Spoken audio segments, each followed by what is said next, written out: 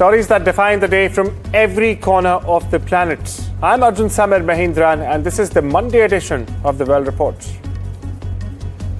Iran Supreme Leader Ayatollah Ali Khamenei has warned that any attack on his country would spark a regional conflict. This comes as the US continues to build up its forces nearby. Now, it also comes after US President Donald Trump said Iran was in serious discussions while powerful ships are still headed to Iran, and he hoped they would lead to something acceptable before it's too late. Meanwhile, top US and Israeli generals have reportedly held talks at the Pentagon amid soaring tensions with Iran. Now, Tehran is likely to hold a two-day live-fire naval exercise in the Strait of Hormuz. It's one of the world's most important shipping lanes and also a key route for energy supplies. Meanwhile, here's Donald Trump and Khamenei for you. حالا این آقا هم همینطور مرتباً ادعا میکنه ولی ما نام آوردیم و چه کردیم و به نظر من ملت ایران رو از این چیزا نباید ترسوند. ملت ایران تحت تأثیر این حرفا قرار نمیگیره، از برخورد حق نمیهرازه. ما شروع کننده نیستیم، ما به کسی ظلم نمیخوایم بکنیم، به کشوری حمله نمیخوایم بکنیم، اما در مقابل اون کسی که طمع داشته باشه حمله بخواد بکنه، اذیت بکنه، ملت ایران مشت محکمی به او خواهد. Sir, on Iran, the Supreme Leader today said that U.S. attack could spark a regional war. Giving you response to that? Why wouldn't he say that? Of course you're going to say that, but we have the biggest, most powerful ships in the world over there, very close, a couple of days, and hopefully we'll make a deal. If we don't make a deal, then we'll find out whether or not he was right. Now we shift our focus to Southeast Asia, where the Baloch rebel group, the Balochistan Liberation Army, or the BLA as it's called, has claimed that its ongoing offensive, dubbed Operation Head-Off Phase 2, has continued for more than 40 hours across several districts of Balochistan, alleging heavy casualties among Pakistani security forces and also asserting control in multiple urban and rural locations. Now, in statements issued by the BLA spokesperson, the group said its fighters had completed operations in regions including Karan, Mashtung, Tumb and Pasni, while also claiming that fighting remains active in other locations. The group also asserted that its fighters were present in parts of Quetta and Noshki as well, where it said Islamabad's military presence has been repelled. According to BLA's claims, more than 200 personnel from the Pakistani Army, Police and Frontier Corps have been killed and at least 17 individuals have been captured. Meanwhile, on the other side of the aisle, Pakistan's military says 92 separatists have been killed on Saturday, while 41 others were killed on Friday. Now, in a separate statement, the separatist group has also acknowledged attacks involved female perpetrators.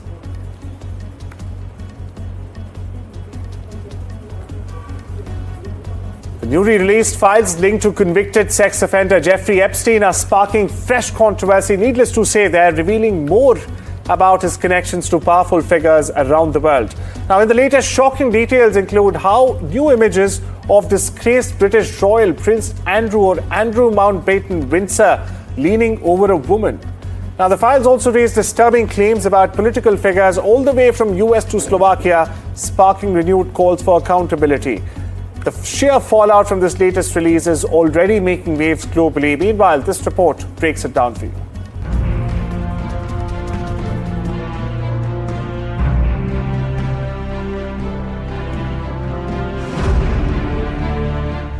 A new political storm is erupting after US authorities released another tranche of files linked to convicted sex offender Jeffrey Epstein, detailing his connections to some of the world's most powerful figures. Among the most explosive revelations, fresh images of disgraced royal Andrew Mountbatten Windsor leaning over a woman or a girl lying on the floor. UK Prime Minister Keir Starmer is urging the former royal to testify before US Congress about his ties to Epstein, a request Andrew has repeatedly ignored. It just adds to the evidence that Andrew was involved in some way, shape or form with some of the things that Epstein was doing. And there's evidence of being brought women and what have you, and the discussion of that at the very least. So his idea that he didn't have any idea of Jeffrey Epstein being able to bring women around or whatever, as you know, that has been shot to pieces. UK ministers say victims deserve answers, and anyone who may have witnessed wrongdoing must come forward. Newly released US Justice Department records also show Epstein sent $75,000 to then British Labour MP Peter Mandelson between 2003 and 2004. The files also make explosive claims involving American political heavyweights.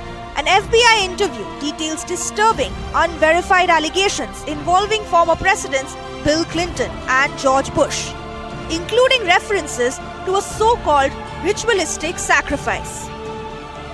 However, the fallout is not limited to Britain and the US alone. In Slovakia, Prime Minister Robert Fico has accepted the resignation of a senior official after evidence emerged of meetings with Epstein years after his jail release.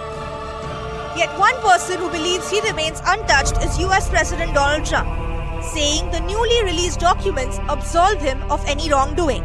I didn't see it myself, but I was told by some very important people that not only does it absolve me, it's the opposite of what people were hoping, you know, the radical left. That Wolf was a third-rate writer, was conspiring with Jeffrey Epstein to hurt me, politically or otherwise, and that came through loud and clear. Meanwhile, Democrats have demanded an urgent review of the unredacted Epstein files to evaluate compliance with federal law. The fallout from this latest release is already rippling through power corridors across the globe, a clear signal that the Epstein scandal is far from over. Bureau Report, NDTV. We now shift our focus to the Middle East, where data released on Sunday by Gaza health authorities showed that hospitals across the Strip received 26 bodies and treated 68 wounded over the past 48 hours. Now, this brings the total Palestinian death toll since the conflict between Israel and Hamas erupted on the 7th of October 2023 to an astounding 71,795. with 171,551 more people injured. Now, since the ceasefire agreement between Israel and Hamas came into effect on the 11th of October 2025, the death toll in the enclave has risen to 523, with 1,433 others injured. Now, these figures are according to the Gaza health authorities. The Islamic State extremist group released a video on Sunday set to show its attack on an Air Force base in Niger's capital. The footage was broadcast by the Amaq news agency, the group's propaganda wing, that in fact said it was a surprised and coordinated attack in Niamey that inflicted heavy losses. 4 soldiers were injured and several aircraft were damaged in Thursday's assault at the Diori Hamani International Airport. The video purports to show an explosion inside a hangar housing a helicopter or a chopper, as well as another aircraft on fire. Gunfire also damaged Air Cote d'Ivoire and ASK Airlines passenger jets. Niamey's airport is a strategic hub that hosts military bases, the headquarters of the Niger-Burkina Faso Mali Joint Force, and a large uranium stockpile at the very center of a dispute with French nuclear company Orano. Now, state television reported that Niger's forces responded quickly to the assault early Thursday, killing 20 of the attackers and further arresting 11 others. Clouds of smoke have been engulfing the slopes of Argentina's Patagonia region as wildfires continue to burn, threatening vast swathes of a renowned national park. Now, the wildfires, among the worst to hit Argentina in decades, mind you, have already devastated over 40,000 hectares and almost 100,000 hectares of land in northern Patagonia and have forced the evacuation of thousands of residents and tourists alike. Now, as of early Monday, the blazes were still spreading and the summer fire season is just getting underway. The AP, meanwhile, reported from the ground inside the Los Alcarez National Park. It's a UNESCO World Heritage Site, home to 2,006-year-old trees. Listen in. We're in Argentina's Patagonia. It's one of the most beautiful, scenic, protected native forests in the entire world, and currently it's engulfed in flames. Experts tell us that every year the summers are getting hotter and drier, which spreads these flames faster. As you can see behind me, there's smoke rising from the hills, destroying this forest land. And the disaster has also revived criticism of a harsh austerity program under Javier President Milei. who has defunded, among many other things, wildfire prevention programs and funds. And well, with that, it's time we step into a short break. Much more lined up on the other side. Don't you go anywhere.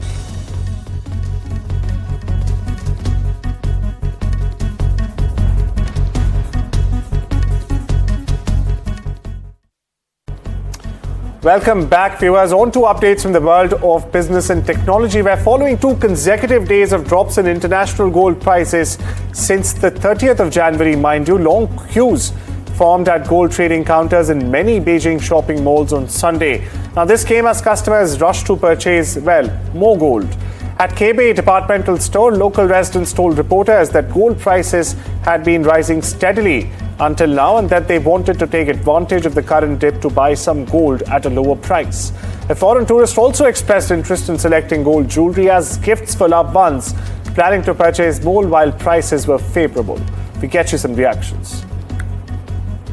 I'm from Ireland, coming here to visit China, currently looking for a gift for my brother's children. So there is a specific budget of money. If it's like double so expensive, then we buy less gold. Half expensive, then we buy double gold. If you have this, it will gain value over time. Statistically, what we see from the future to now, from the past to now, it seems like good investment. Now, an all-important ICC board meeting, viewers, is likely in the next 48 hours. Severe sanctions, including suspension, might also be imposed on the PCB or the Pakistan Cricket Board. Back-channel talks, meanwhile, are already, and members are still miffed with Pakistan, if I may. Now, it now remains to be seen whether Pakistan will be allowed to participate in the tournament starting February the 7th, or if it will be replaced by another team. Meanwhile, this report gets you the exact timeline of where the row began, how it escalated, and where we are today. Take a look. It all began weeks before the World Cup, when the BCCI in the 2026 IPL auction dropped Bangladesh star Mustafizur Rahman from the Kolkata Knight Riders squad.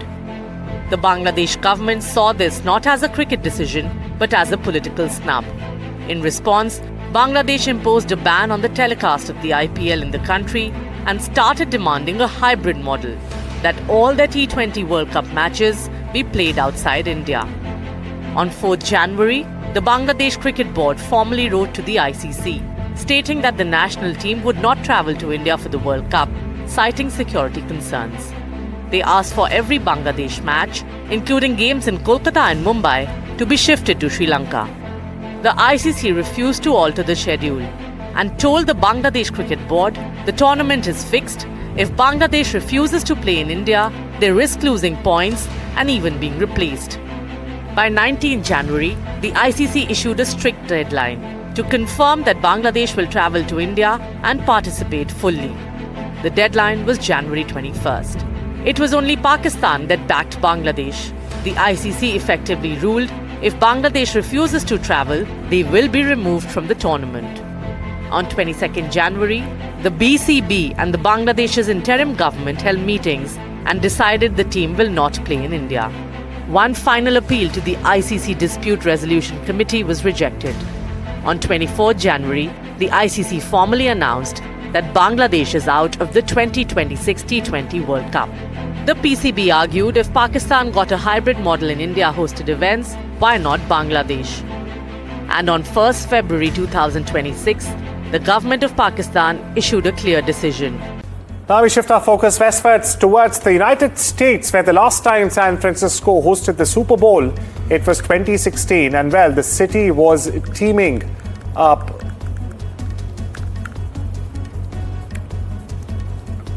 मैं इसको वो करा लूँगा. The last time San Francisco hosted the Super Bowl, it was 2016. And well, the city was teeming with tourists, tech money, and a seemingly unstoppable economy. Then came the pandemic, the city's downtown collapsed, and its image soared. Now San Francisco prepares to host Sunday's Super Bowl 60 between the Seattle Seahawks and New England Patriots. Mayor Daniel Lurie is determined to show off a different city, one that he says is on the rise with lower crime, fewer tenant encampments, and a sense of renewed pride among residents. Here's more.